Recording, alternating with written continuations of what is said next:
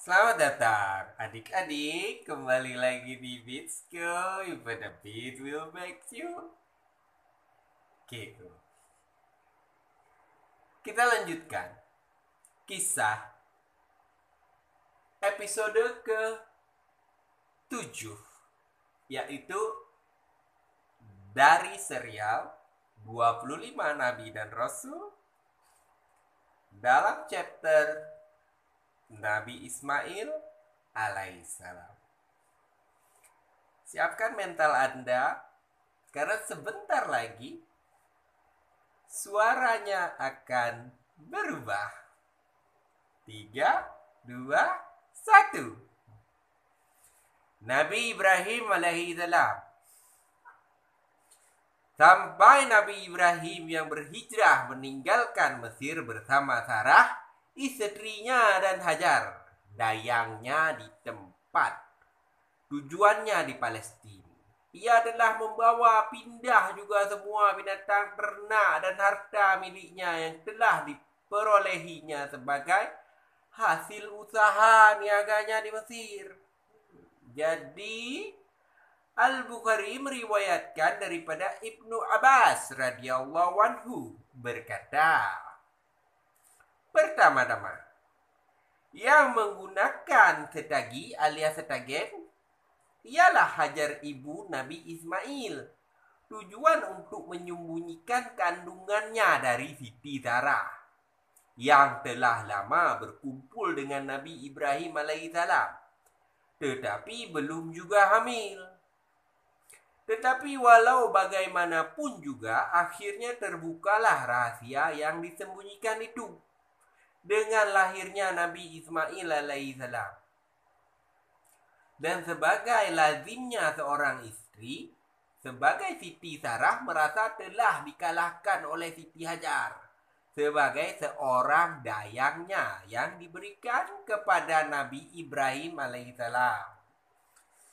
Dan sejak itulah Siti Sarah merasakan bahwa Nabi Ibrahim alaihissalam lebih banyak mendekati Hajar, karena merasa sangat gembira dengan putranya yang tunggal dan pertama itu.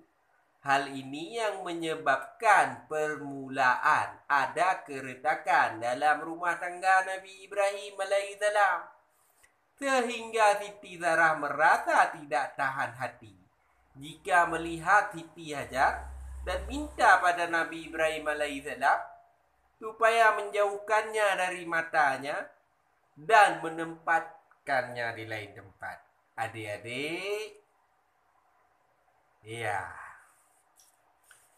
untuk suatu hikmah yang belum diketahui dan disadari oleh Nabi Ibrahim, Allah Subhanahu wa Ta'ala mewahyukan kepadanya agar keinginan dan permintaan Sarah istrinya dipenuhi, dan dijauhkanlah Ismail bersama Hajar ibunya dan Sarah ke suatu tempat di mana yang akan ia tuju, dan di mana Ismail putranya bersama ibunya akan ditempatkan dan kepada siapa akan ditinggalkan.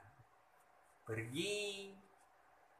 Maka dengan tawakal kepada Allah, berangkatlah Nabi Ibrahim meninggalkan rumah membawa Hajar dan Ismail yang diboncengkan di atas untanya tanpa tempat tujuan yang tertentu.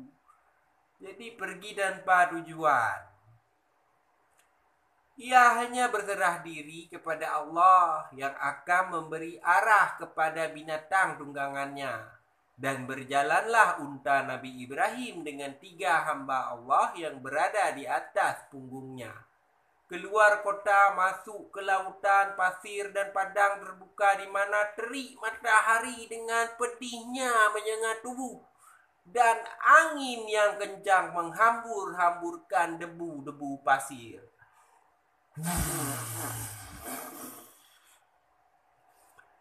Ismail dan ibunya Hajar ditinggalkan di Mekah. Setelah berminggu-minggu berada dalam perjalanan jauh yang memenatkan, tibalah pada akhirnya Nabi Ibrahim bersama Ismail dan ibunya di Mekah. kota suci di mana Ka'bah didirikan dan menjadi pujaan manusia dari seluruh dunia. Di tempat di mana Masjidil Haram sekarang berada. Berhentilah unta Nabi Ibrahim mengakhiri perjalanannya, dan disitulah ia meninggalkan Hajar bersama putranya, dengan hanya dibekali dengan serantang bekal makanan dan minuman. Sedangkan keadaan sekitarnya tiada tumbuh-tumbuhan, tiada air mengalir, yang terlihat hanyalah batu dan pasir kering. Alangkah sedih dan cemasnya Hajar ketika akan ditinggalkan oleh Ibrahim seorang diri bersama dengan anaknya yang masih kecil di tempat yang sunyi senyap dari segala-galanya kecuali batu, gunung dan pasir. Ia seraya merintih dan menangis. Memegang kuat-kuat baju. Nabi Ibrahim memohon belas kasihnya. Janganlah ia tinggalkan seorang diri di tempat yang kosong itu. Tiada seorang manusia, tiada seekor binatang, tiada pohon dan tidak terlihat pula air mengalir. Sedangkan ia masih menanggung beban mengasuh anak yang kecil yang masih menyusu. Nabi Ibrahim mendengar keluh kesah Hajar, merasa tidak tergamak meninggalkannya seorang diri di tempat itu bersama putranya yang sangat disayangi. Akan tetapi ia sadar bahwa apa yang dilakukannya itu adalah kehendak Allah Subhanahu wa taala yang tentu mengandung hikmat yang masih terselubung baginya, dan ia sadar pula bahwa Allah akan melindungi Ismail dan ibunya dalam tempat pengasingan, dan ibunya dalam tempat pengasingan itu dan segala kesukaran dan penderitaan. Ia berkata kepada Hajar, bertawakallah kepada Allah yang telah menentukan kehendaknya. Percayalah kepada kekuasaannya dan rahmatnya. Dialah yang memerintah aku membawa kamu ke sini. Dan dialah yang akan melindungimu dan menyertaimu di tempat yang sunyi ini. Sesungguh kalau bukan perintah dan wahyunya, tidak sesekali aku tergamak meninggalkan kamu di sini seorang diri bersama putraku yang sangat kucinta ini. Percayalah wahai Hajar, bahwa Allah yang Maha Kuasa tidak akan melantarkan kamu berdua tanpa perlindungannya. Rahmat dan barakahnya akan tetap turun di atas kamu untuk selamanya, InsyaAllah. Adik-adik, ya, mendengar kata-kata Ibrahim itu, segeralah Hajar melepaskan genggamannya pada baju Ibrahim, dan dilepaskannya lah beliau menunggang untanya kembali ke Palestin. Dengan iringan air mata yang bercurahan membasahi tubuh Ismail yang sedang menetek, sedang Nabi Ibrahim pun tidak dapat menahan air matanya ketika ia turun dari dataran tinggi meninggalkan Makkah menuju kembali ke Palestin, di mana istrinya Sarah dengan putranya yang kedua Ishak sedang menanti. Ia tidak henti-henti selama dalam perjalanan kembali memohon kepada Allah perlindungan, rahmat dan barakah serta karunia rezeki bagi putra dan ibunya yang ditinggalkan di tempat terasing itu.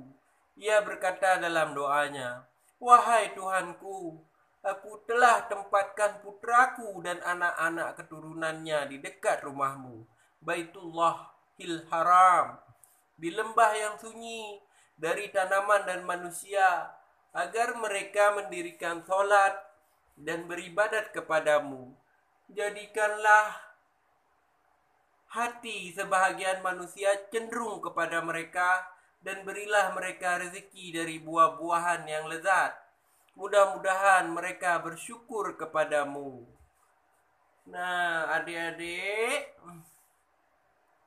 ya, mata air Zam-Zam. Sepeninggal Nabi Ibrahim, tinggallah Hajar dan putranya di tempat yang terpencil dan sunyi. Ia harus menerima nasib yang telah ditakdirkan oleh Allah atas dirinya dengan kesabaran dan keyakinan penuh akan perlindungannya. Bekalan makanan dan minuman yang dibawanya dalam perjalanan pada akhirnya habis dimakan selama beberapa hari. Sepeninggalan Nabi Ibrahim, maka mulailah terasa oleh Hajar beratnya beban hidup yang harus ditanggungnya sendiri tanpa bantuan suaminya. Ia masih harus menetei anaknya, namun air teteknya makin lama makin mengering disebabkan kekurangan makan. Anak yang tidak dapat minuman yang memuaskan dari tetek ibunya mulai menjadi cerewet dan tidak henti-hentinya menangis. Ibunya menjadi panik, adik-adik, dan cemas mendengar tangisan anaknya yang sangat mengayat hati itu. Ia menoleh ke kanan dan ke kiri, serta lari ke sana dan ke sini mencari sesuap makanan atau seteguk air yang dapat meringankan kelaparannya dan meredakan tangisan anaknya. Namun sia-sialah usahanya. Ia pergi berlari harwalah menuju Bukit Syafa. Kalau ia boleh mendapatkan sesuatu yang dapat menolongnya. Tetapi hanya batu dan pasir yang didapatnya di situ. Kemudian dari Bukit Syafa ia melihat bayangan air yang mengalir di atas. Air mengalir di atas Bukit Marwah dan larilah ia berhawar-hawalah ke tempat itu. Namun ternyata bahwa yang disangkanya air adalah fata morgana. Aduh, bayangan belaka. Dan kembalilah ke bukit. Aduh, Bukit Safa, karena mendengar seakan-akan ada suara yang memanggilnya, tetapi gagal dan melesetlah dugaannya. Demikianlah maka karena dorongan hajat hidupnya dan hidup anaknya yang sangat disayangi, Hajar mondar-mandir berlari sampai 7 kali antara Bukit Syafa dan Marwah, yang pada akhirnya ia duduk termenung merasa penat dan hampir berputus asa.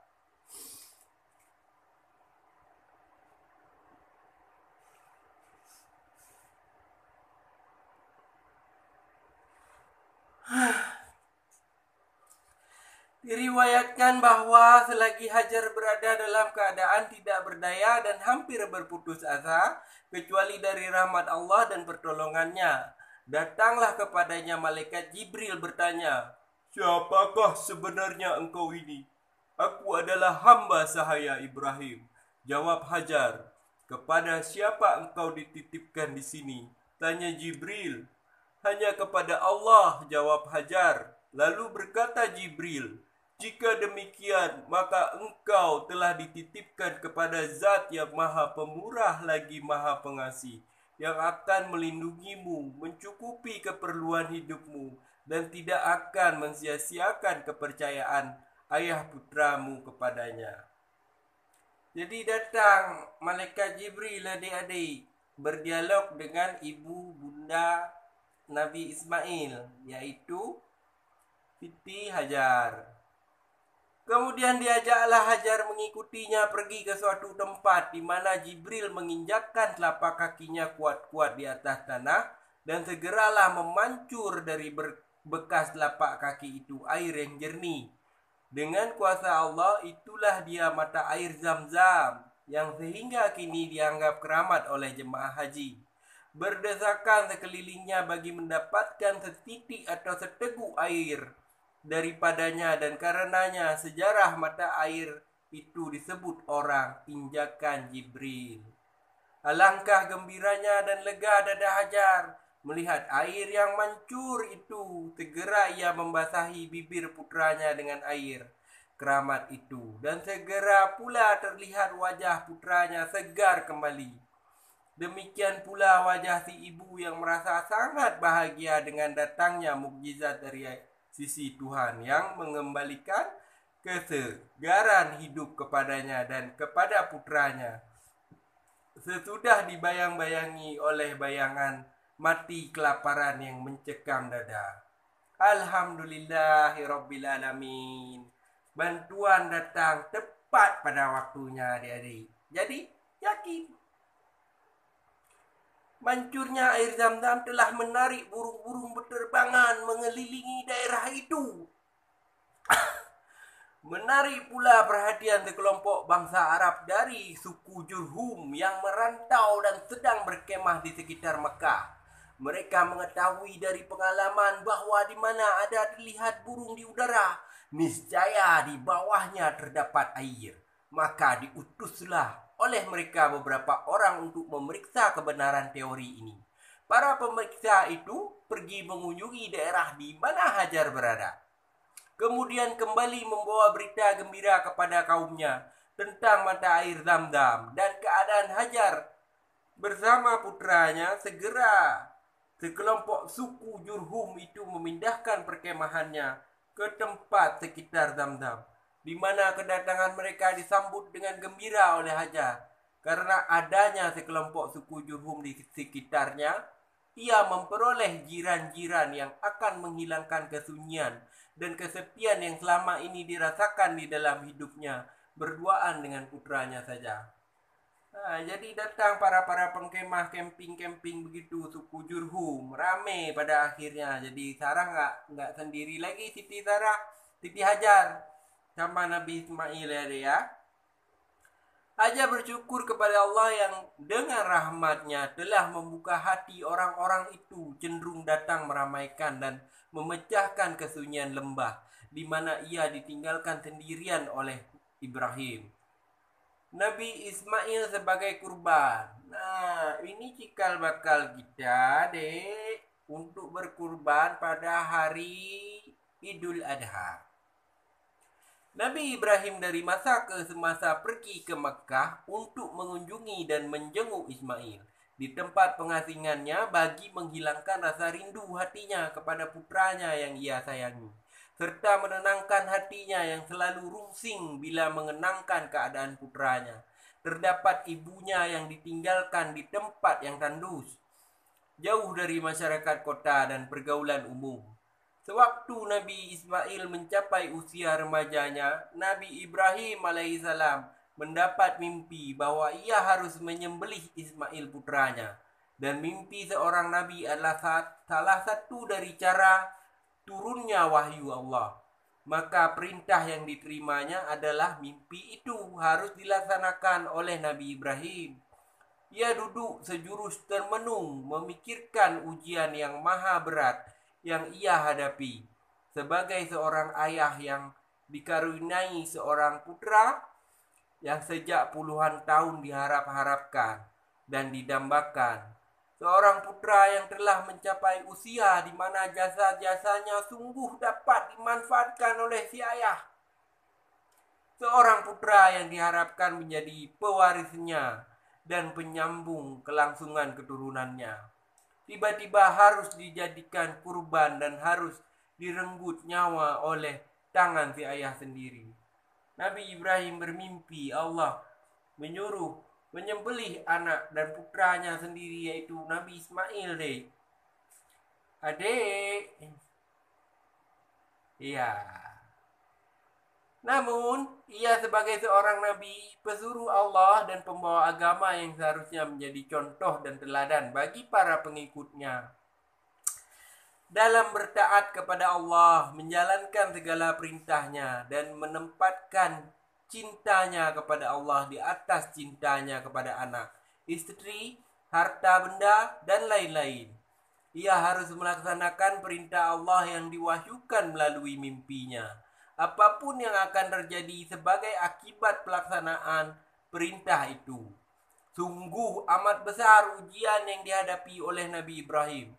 Namun sesuai dengan firman Allah yang bermaksud, Allah lebih mengetahui di mana dan kepada siapa dia mengamanatkan risalahnya. Nabi Ibrahim tidak membuang masa lagi.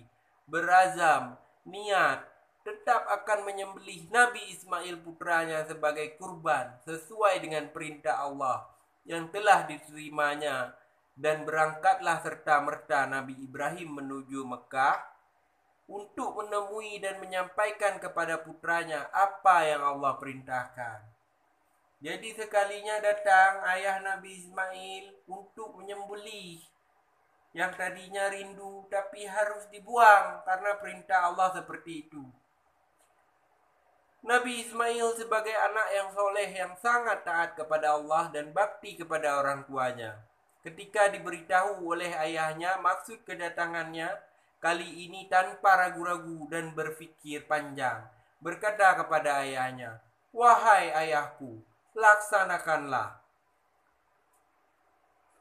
apa yang telah diperintahkan oleh Allah kepadamu. Engkau akan menemuiku, insya Allah, sebagai seorang yang sabar dan patuh kepada perintah. Aku hanya meminta dalam melaksanakan perintah Allah itu, agar ayah mengingatku kuat-kuat, supaya aku tidak banyak bergerak. Oh, mengikatku kuat-kuat, supaya aku tidak banyak bergerak, sehingga menyusahkan ayah. Kedua, agar menanggalkan pakaianku, supaya tidak terkena darah yang akan menyebabkan berkurangnya pahalaku, dan terharunya ibuku bila melihatnya. Ketiga, tajamkanlah parangmu dan percepatkanlah pelaksanaan penyembelihan, agar meringankan penderitaan dan rasa pedihku.